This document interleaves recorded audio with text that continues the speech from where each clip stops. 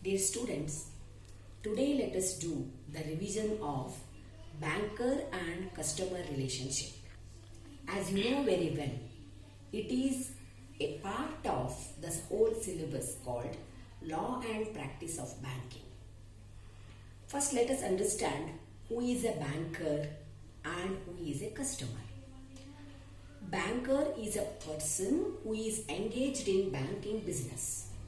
Section 4 of Indian Instrument Act of 1881 says that any person can be called as a banker when he is indulged in the work of banking business. Customer is one who opens his account in any bank. There will be certainly one kind of relationship between banker and customer.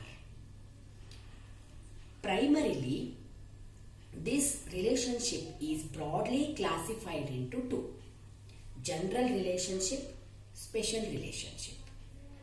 Once again, general relationship is classified into two again, that is primary relationship and secondary relationship. Then what is primary relationship?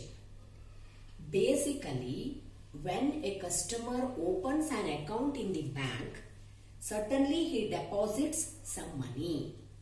So now he is the person who gives the money, who is called as a creditor.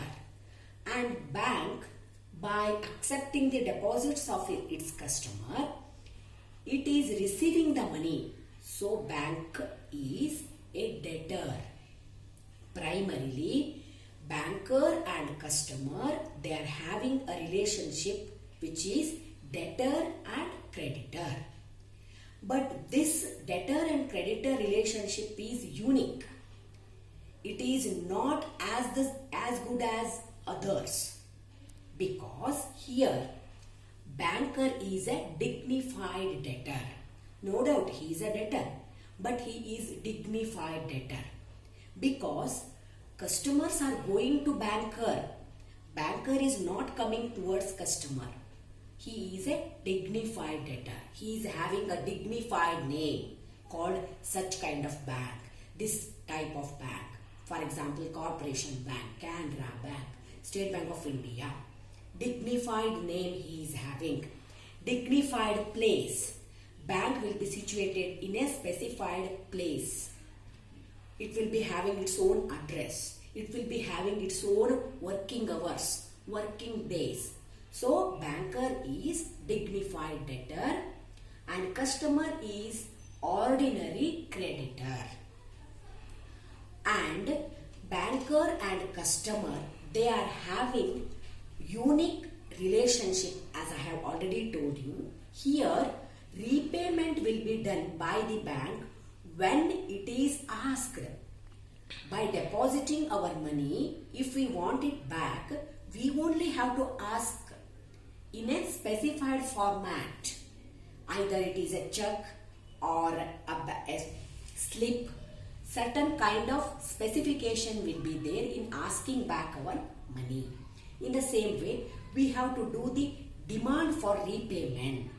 This demand should be in a proper place called bank. We have to go to bank and take back our money. Again, demand should be in a proper form. Again, demand should be in office hours of the bank, during office days of the bank. Like this, banker and customer are having a primary relationship called debtor and creditor. Then, secondary relationship. What is this? This is, along with the primary relationship, you can have the secondary relationship also.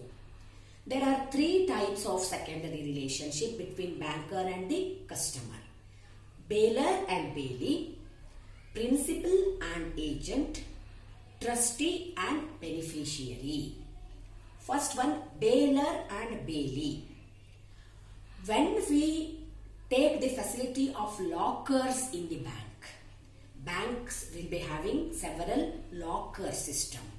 And if we want to keep our valuable golden ornaments, silver articles, documents, cash or whatever it is, if we want to keep them in a safe place, we can opt this facility. In that situation, banker is the person who takes care of it, who looks after our articles, who takes care of it. He is called as bailee. And we the customer, we are having the lockers in the bank, we are taking the care of the bank, is called as the bailer. So this relationship is bailer and bailee. Again, principal and agent. If we want our LIC premium should be paid by the bank, our rent should be paid by the bank. Bank has to purchase tickets on behalf of the customer. In such a situation, bank acts as an agent and customers are principal. So this relationship is called as principal and agent relationship. Once again, we can make our bank as a trustee. We can assign some specific work to bank. For example, one can make the bank as a trustee and he can say that the amount in his account should be utilized only for son's education, daughter's education.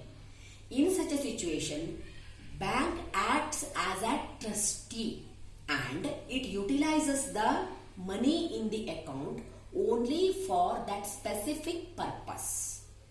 In that relation, trustee is banker, beneficiary is we the customers.